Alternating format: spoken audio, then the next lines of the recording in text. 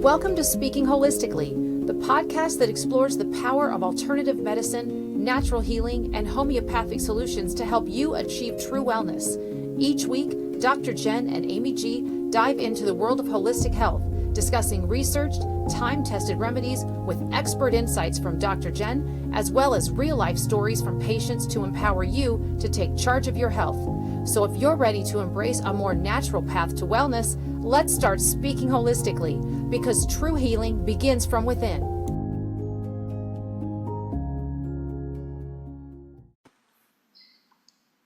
Hi, everybody. Welcome to Speaking Holistically. I'm your co-host, Amy G. I'm here with my amazing co-host, Dr. Jen, and we're back. We've been on a hiatus for a little while here. Jen's father passed, and that's why we took the hiatus. But today we're back, and that's actually one of the reasons we're doing the episode we're doing right now, to talk about, I hate to call it this, but the logistics of death. And we're going to go through a lot of things based on Jen's experience and a checklist to help you guys, and things you can do ahead of time to prepare, as well as things that you maybe wouldn't think about dealing with that come up after your loved one passes. So Jen, welcome back. How are you doing? I've been better, but this is really for everybody. So if somebody is listening and saying, oh, I don't have to worry about this. No, you do, because it's not a matter of if, it's a matter of when. And, I am ultra organized, as I know you are. Yes. And so I worked with my parents for years and years and years to try to get as much organized as possible. And they were helpful to a certain degree, but not nearly to the degree that needed to be done to make our lives a little bit easier. So, my husband's parents passed away a couple years ago, 3 months apart from each other, and we were assured that their trust was in place and everything was fine. And when they passed, we found out that their trust was done in 1982 in California. So needless to say, here we are 3 years later, still in probate, and every year we get to file taxes. So it's a messy situation, and that's without anybody contesting anything. This is with everybody working together to try to get this stuff done. So it's been not a super fun experience as far as that went. So I did discuss it with my parents and said, hey, if we could start getting this stuff organized so life doesn't suck as bad, because really what happens is you've got so much emotional stuff that happens at the time, so much grief. My dad, a month before he passed away, was in exquisite health, or so we thought. And he did not have cancer, because I know people are like, oh, maybe he had cancer. He did not. It was a rough situation for sure. And so there was a huge psychic trauma there, a huge shock there. Sure. But then the logistics of getting things done was atrocious. So getting that done now is going to be super, super helpful for everybody. Some of the things were in place, most of it was not. It's months and months and months and months, if we're lucky, of managing things appropriately. So the first thing to do is, when a loved one passes, whether you're there, whether you're not, like, who do you call? What do you do? Do you call the coroner? Are there burial plans prepaid? Like, what's the situation look like? So for us, we had an idea that potentially he could pass, and at some point he was going to anyway. And so will my mom, so we just wanted to get some information. My husband was great about this because he had dealt with his parents a couple of years prior to this. Sure. So he actually called the local mortuary, and actually a bunch of them, to find out pricing on things, which, it's horrible, because you're sitting here, you don't want to prepare for that, but you got to be logical about it too, to a certain degree. Right. So if that stuff can be done ahead of time. And so for all the parents listening, even for people, my age and your age, Amy, like, people aren't thinking about that. They're in their 40s and 50s going, oh, I'm fine. No, it's not. It's not fine. Nothing is fine. You have to get the stuff prepaid. Yeah. The money that you spend now potentially is going to go a lot further than it will, 30 years from now, if that's the case. So, and then people go, well, the mortuary might not even be available. They might not even be in business by then. And that's true to a certain degree. So, I mean, if you've had a mortuary in your town that's been around for 100 years, odds are you're probably pretty good. Yeah. But there are a couple of different things to do. So we did call a local mortuary. Their pricing was pretty decent. The way they handled things was very professional. They had great reviews online. I mean, these are all the things that we could do now, right? Yeah. So we contacted them. And then as soon as my dad actually passed, which we got a phone call that he had passed, my husband called their number and started getting things rolling. They were able to pick up his body as soon as it was released and stuff like that, and they handled it. So that made life a whole lot easier for us as far as that went. One of my aunts did Neptune Society, so she walked past my great uncle and went into the restroom, came out, and he was dead in his chair in the corner reading the newspaper. So she was like, okay. So she called the Neptune Society and they handled everything. So that is a prepaid, and that company, there's other companies that do this as well. And we'd be here all day if I went through all of them, but basically you can call a local mortuary and you can call Neptune Society or another company like that. That is all over the United States. We've considered going with the Neptune Society. We haven't done any of our stuff yet. And honestly, we were in the middle of it when all this happened, and then everything came to a standstill. But one of the benefits is, I think it was like an extra $500 that you pay the Neptune Society for them to retrieve your body from almost any country in the world. Oh, wow. So instead of spending $20,000, $30,000 to get a body back, in the midst of it can be. So that's part of it. And because I like to travel, I was going to say, I've never been more grateful that I hate traveling now that I know this fact. Well, and years ago, one of the administrators at one of the schools I went to, he and his wife were in, I want to say Ireland, or they were in the UK somewhere. And she stepped off of a train and had a heart attack and dropped dead right there on the platform. And he was like, what do I do? Oh my God. So now you're in a foreign country, you're trying to figure out what to do with the body. You don't know any of the rules. There's all these things that could happen, and everyone thinks, oh, it's not going to happen to me. And I'm like, well, until it does. Right. So for like an extra $500 that you prepay with Neptune Society, they will retrieve the body from most of the countries. And that's something to talk to them about. I'm not getting any affiliate links. I just want you to know that these are things that you're going to want to make those phone calls. So figuring that out is going to be super important, and figuring out what they want for their burial plans. I mean, it's a tough one to talk about, but it's something that I discussed with my parents. Like, do you want to be buried? Do you want to be cremated? Like, what does this look like for you? And they decided that they wanted their ashes put together, and they had gone to a funeral, and it was a burial at sea, basically. And they put these ashes, the man's ashes, in like this turtle, this biodegradable cardboardish looking turtle thing. Wow. And they sent it out to sea, and it started to dive down. And they loved that idea. So they want both of their ashes to be put together. So eventually when my mom passes, we'll do that and send them out to sea. So that was something that they wanted. And I'm like, okay. So at least I know, because both my in-laws passed, we were not told what to do with any of it. Oh my God. You didn't know whether they wanted to be buried or cremated? Well, they had already done Neptune. They'd prepaid for that. But once we had the ashes, everyone's like, well, what do we do? Do they want to be buried? And they had family plots that a great-grandmother still had 7 plots left. So do we bury it there? But then looking at how much it was for burial, just to bury the ashes at non-peak times.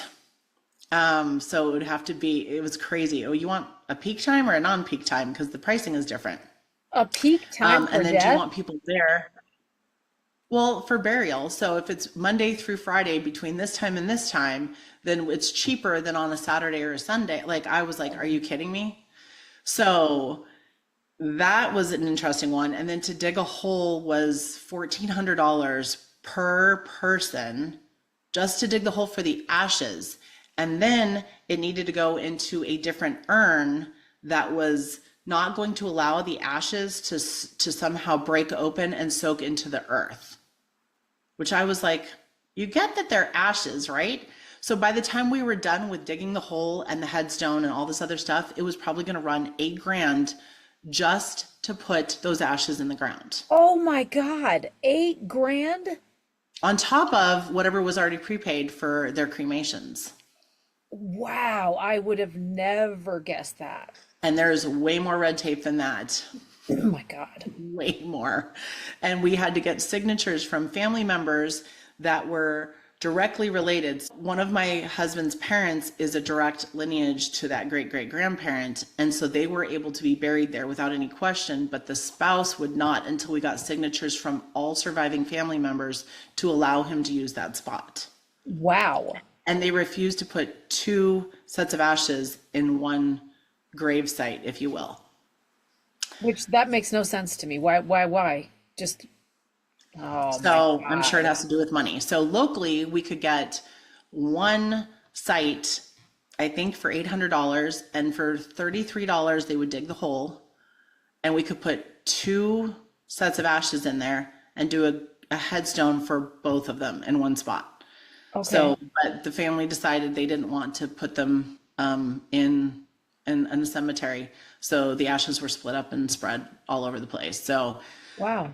once again, though, it was really a struggle because none of us knew exactly what they wanted. And that was Yeah. really, really hard. And I even asked my father-in-law, I was like, hey, what do you guys want? And he's like, well, we never discussed it. And I was like, we never got around to it. And I was like, you're almost 90. At what point are we going to do this? At what So, point does this land on your to-do list? At what decade? How old do you have to be? well, and that's the thing, but some people are very uncomfortable with death and talking about death. I'm not. It's a sure thing, right?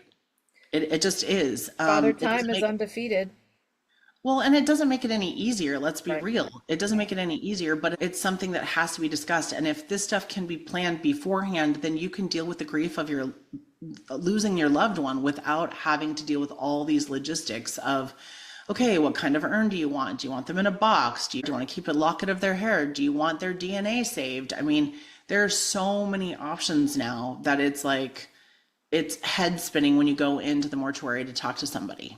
So those are the things that you need to figure out. Who are you calling? Are you calling Neptune Society? You're calling the coroner. What are you going to do? And then we also found out that if there's potential foul play and the police have been called, et cetera, then they will do the autopsy in some states. If not, if you just want to know what happened, then the autopsy can cost about $5,000 if you do a private autopsy. So Ooh. yeah. So then you start looking at this and it's kind of a big business, really, if you think about it. So those are all things to keep in mind. The biggest thing I tell people is get your parents, get yourselves, create a list. Create a list of your insurance companies, account numbers, insurance for vehicles, home, health, and even life insurance with the renewal dates, okay? Streaming services, all of the stuff that they use on a consistent basis. And the easiest thing to do is to go through your credit card statements and pluck that information out so that you Yeah. know exactly what's going on and what credit cards there are. So if you can do a whole section for credit cards and put the credit card name, the name that is actually on the card, the number, the expiration date, the V code, all that kind of stuff is going to be super, super helpful. The other thing is my parents have about 8 email addresses. So figuring out which email I'm like, address I was have used. 2. So yeah, so figuring out which email address was used can be an absolute nightmare. And my parents were huge fans of newsletters. So they on Uh-oh. one email address are getting 50 or more emails a day from newsletters. That's just What? one email address, okay? So trying to get through that, which is why I can see they had such a hard time keeping track of some of their bills and everything else. And I don't blame them. They were completely overwhelmed, and in an age that they are, that this much input was overwhelming and they couldn't find or didn't see the emails that were coming that were important. So what I've done is I created a new email address for only bills and absolute necessary communications. Oh, that's smart. So I did that and I started transferring everything over to that email address, not to mention putting my phone number in Mhm. so that I can get the notifications. I'm paying attention to the bills, the accounts, all that kind of stuff that's coming through. Yeah. And if I need to reset a password, it goes to my phone as opposed to one of their phones because it took 54 minutes for my mom to find the code that they send you so that you can get in. And so she was Oh, having a hard time trying to figure out where it was. And it was a whole big mess of stuff. So I'm figuring out that I needed to do that, which leads me to the fact that I pay for their cell phones and I have for years and years and years. So I actually have access and control of all of that. So at some point, I can close that account down without having to give death certificates or have approvals and stuff like that. So as your parents are aging, sometimes putting them on your account is actually cheaper, easier. And if you want them to pay you monthly for that, let them do that. But at least it's going to be easier for you to close that phone down without having to go through a whole host of stuff. Because if anybody's called their cell phone companies and sat on hold, you it's know how not a not good, fun yeah, that is. not a good No. time. No. I want to mention a So couple things though too. subscription services and monthly charitable donations that are automatically taken out of their accounts, make sure you're taking account of those. Because if they have monthly subscriptions to wine of the month or fruit of the month, or if they're giving a charitable donation every single month just coming out of their account, look for that stuff and make sure you're getting those things canceled. Well, and like YouTube and Apple TV and Hulu and all of those things, like that stuff adds up. And then I found out that my parents weren't even watching any of that stuff. So they didn't realize that they were still paying for it because they had their credit cards on auto payment, and it would get glanced at and everything looked like it was fine. But I don't think they realized that they weren't looking at what they were actually using. So Yeah. we've cleaned that up quite a bit as well. So the other thing is titles for cars. So this one's interesting, and I'm not telling you to do this because I don't know whether it's legal or not, but I thought it was an interesting concept. So I'm being very, very careful with this one. Disclaimer. Yeah. No, because I'm like, I'm not giving you illegal advice. I don't know. But so here's the thing. A lot of people have their titles on their vehicles with like a husband's name and a wife's name. Okay. It's generally best to do the husband's name or the wife's name or your partner, whatever. Okay. Because if one of them passes, you still can sign it and not have any question. Okay. If you have, and now you have to deal with potentially a new title. You have to bring in the death certificate. Like it's a whole host of other steps. So, or is generally better than and. Obviously, keeping your titles in a strong box, a safe, somewhere that is safety deposit box, I don't care. Just keeping it somewhere where it's absolutely safe and nobody can access it is going to be best, not in your kitchen drawer.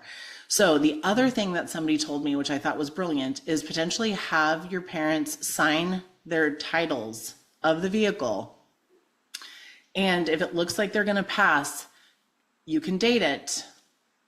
And if you catch my drift, you can date it before they're passing, and then it never goes into probate. Okay, so this is part of it, is those vehicles can go into probate. They can be there for years and there's nothing you can do about it. So I thought that was a brilliant, brilliant option. So the next issue, or lack of issue if you handle it properly, is beneficiaries. And this is not just for investments, bank accounts, stuff like that. So those are 401k. important. Yeah. Yeah. So we'll start with the easy stuff. So with bank accounts, you can assign a beneficiary, which everyone should have. I don't care what your age is. If you're 19, if you're 18, you should have a beneficiary. If something happens to you, you can do something called POD, which is payment upon death. Okay, so they will pay that person immediately with just showing them the death certificate. It goes directly into their account. Of course, they're going to be responsible for taxes and stuff, but it doesn't go into probate. If you have investment accounts, you can create a beneficiary for TOD, which is transfer upon death. Okay, so you've got a POD and a TOD. Now, every single account should have at least one beneficiary, potentially another level if you can. So if something happens, let's say people are in the car together and that's their beneficiary, you want to have another layer if possible. Okay. Now, so that's what you do with bank accounts and investment accounts. But here's another one, which my dad did not have set up until I did it and found it probably 2 days before he passed away, was his Medicare savings account. So we have HSA, FSA, and we have an MSA for Medicare. Okay. The Medicare savings account. So there needs to be a beneficiary on that. You can log in and you can easily add a beneficiary at any point. So that's something that you absolutely need to do. That money then will be transferred upon his passing or her passing to that beneficiary, which is generally their spouse. And their spouse actually, from my understanding, is able to use that money toward healthcare issues or bills or whatever. Expenses, right. So, yeah, so that's something that you want to make sure is in play, and a lot of people don't realize that you can do that and you need to do that. Another place that a beneficiary could have been useful, but it's not allowed is, and I know this is so random, but my dad had almost 200,000 Southwest points for flying Southwest Airlines, okay? Whoa. And their fine print states that if the person passes, those points disappear. They cannot be transferred after someone's death. Yeah. So if you are an avid Southwest flyer, and you're going to want to check this for all the other airlines as well, you may want to transfer those, use those, whatever you're going to do, but try to get that stuff managed before the passing if you know the person is going to pass, okay? Otherwise, those get lost. And if you get up to a certain amount of points, you may want to transfer them anyway, just to make sure that, I mean, I don't know, that's a hard one. It's a hard one to try to navigate. But if your loved one is ill or you think it's going to go in that direction, make sure that those points get transferred. Well, and I like that you brought this up because I really think this is something most people would never even think of it. Just wouldn't even occur to them.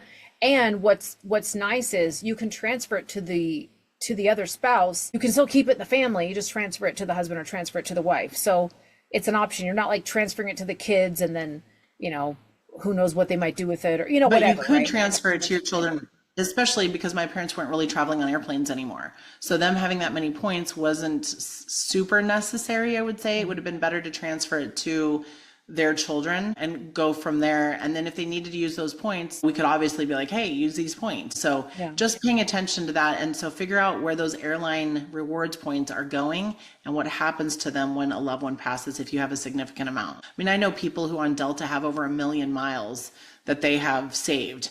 And, I get to 12,000 and I'm like, woo, it doesn't do anything for me. Let's be real. But at the end of the day, like there are people that have significant amounts of miles. So when you get to a certain point where you're probably not going to be able to use them all in a certain period of time, maybe give those, sell them, whatever. There's a transfer fee a lot of times with those things, but maybe that's better than losing them all. Maybe not, but something to definitely think about.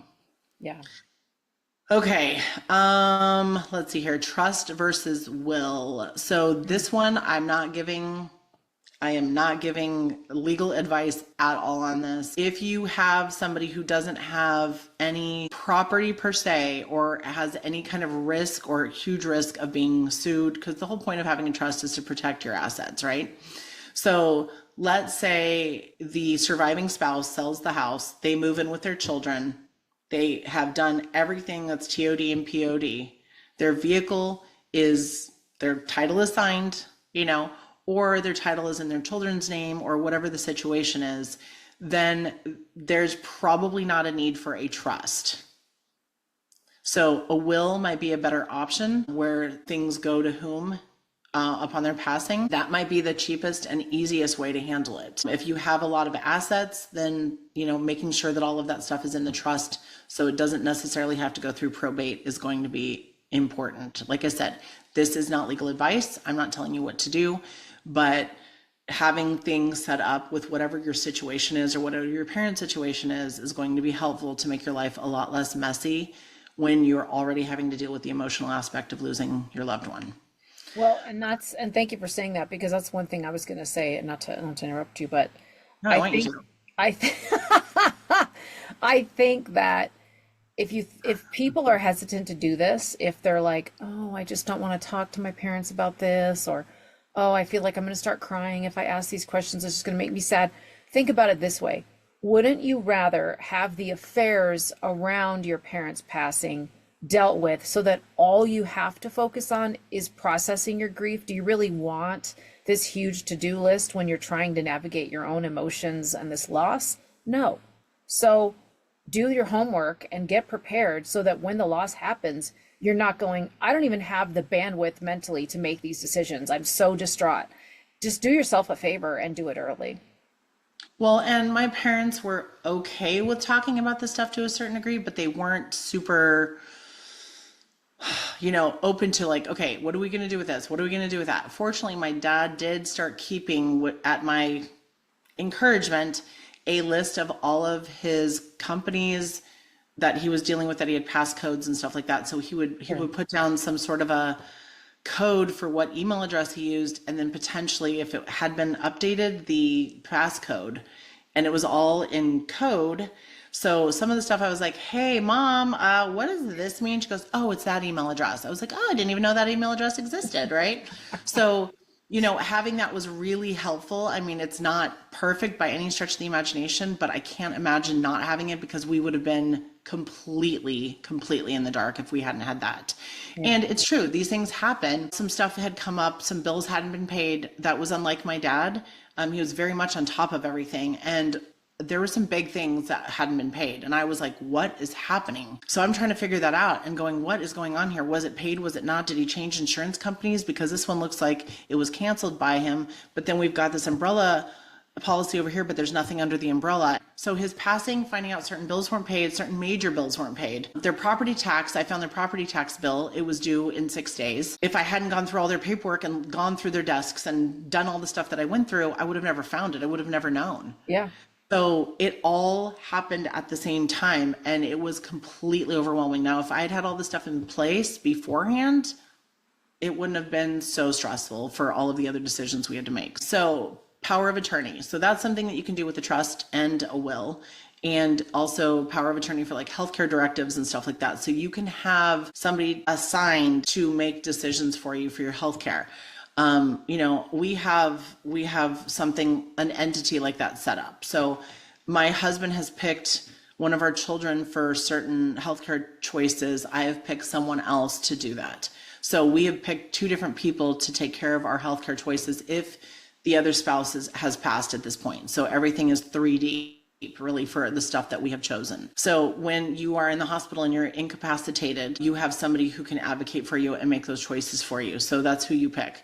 Now, is it your child who really can't wait to get after your trust? No, probably not. So, and don't worry about hurting their feelings. Like, pick the right person for the job and let them know, look, I've got you doing this, but I've got this person doing this, and this is where I'm at right now. Or don't tell them at all. I don't care, but let the person know who has the POA, the power of attorney.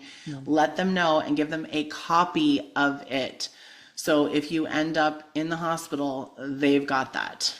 Okay. The other thing that was really interesting, my in-laws went with Neptune Society, and my husband's family was not informed of certain things, which it could have been lost in the cracks. It could have been that they just didn't tell them. I don't really know. I was there for a lot of the meetings and I never heard it. So I'm not going to say that they didn't give the information, but my dad was a veteran. And so there are certain benefits for that. He wasn't sick. He didn't go to the VA. So there's different things there. So I'm not going to get into all the dynamics of that, but he was a veteran, and there is a burial reimbursement through the Veterans Association, or like the government through a veteran. So if you just Google veteran burial reimbursement, the website will pop up.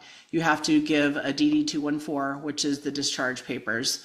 So you need to have those. So if you know that your dad or your mom or your spouse or whoever it is was in the service, you need to get and have on your computer their DD-214. So you are not looking through filing cabinets worth of paperwork or piles or whatever it is. So make sure that DD-214. Yeah, from decades ago. Because that's also going to be something that they need potentially. They don't necessarily need it, but it is something that the mortuary will ask for. So having that DD-214 is going to be important. So, and then you also have to have the death certificate for that. And it is reimbursable around, I think, $980 for burial/cremation. So you can get that money back. My husband was not told that. My father-in-law was a veteran as well. And you can only claim that within the first 2 years after the passing, and we are just past that point. So there's no reimbursement from there. So look at those things and go from there. But there's a whole host more that you're going to need to know and do. But if you can start with this stuff, communicate with your spouse, communicate with your parents, communicate with your partner, communicate with your children, and make these conversations so they're easier to have and somebody isn't afraid to talk to you about it is going to be really important. When our children turn 18, we actually have them sign a power of attorney and have that notarized literally the day they turn 18. So if something happens and they go into the hospital because of HIPAA, we will never know they're in the hospital and nobody can make any choices for them. Ooh. So it's not just our elderly parents. It's not just our spouses who are in bad health or our partners or whatever.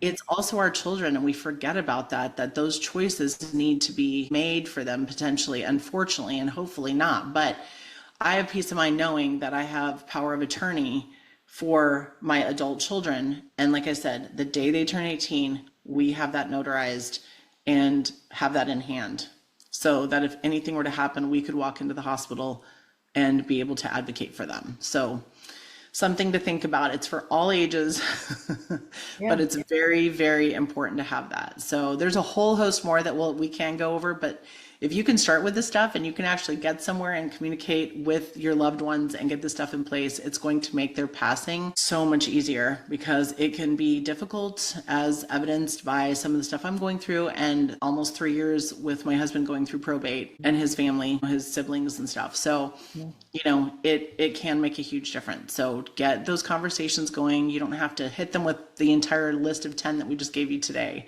But that will help your mental health, your physical health, your cortisol levels will stay lower. You're not going to be as inflamed, you'll be able to sleep better. So all of those things, this stuff does impact your physical health as well. So get this stuff started. And if you're not bold enough to have conversations with your parents right now, then definitely have a conversation with your spouse, your partner. And the easiest thing to do with your adult children is just get that POA. And there's a lot of forms that you can get online that are just boilerplate POAs, or go talk to your attorney, but get your kids, your adult children, to sign something like that so they have an advocate for them. That's excellent advice. Yeah. Don't get sidelined by the logistics of death. Just don't do it. Save yourself that headache, because you're going to be dealing with a massive heartache in the midst of all of that. So absolutely. Well, thank you, Dr. Jen. I think this is going to be a tremendously valuable episode for our listeners. And I thank you for steeling yourself and being able to talk through that. So thank you for that as well. Thanks everybody for listening. If you haven't subscribed to our school community before, we'll put the link in the show notes below. You can also subscribe to our YouTube channel, Facebook, or Instagram. Thanks so much. Bye, everybody. Bye. That wraps up another episode of Speaking Holistically. Thank you for listening. We hope today's conversation gave you new insights and inspiration to take charge of your health. If you enjoyed this episode and want to hear more, be sure and join the Speaking Holistically school community by clicking the link in the show notes. There, you'll get access to daily podcast episodes, weekly live Q&As, educational content, and so much more. You can also connect with us on our Facebook page, follow us on Instagram, and subscribe to our YouTube channel. Until next time, be well, stay curious, and keep speaking holistically.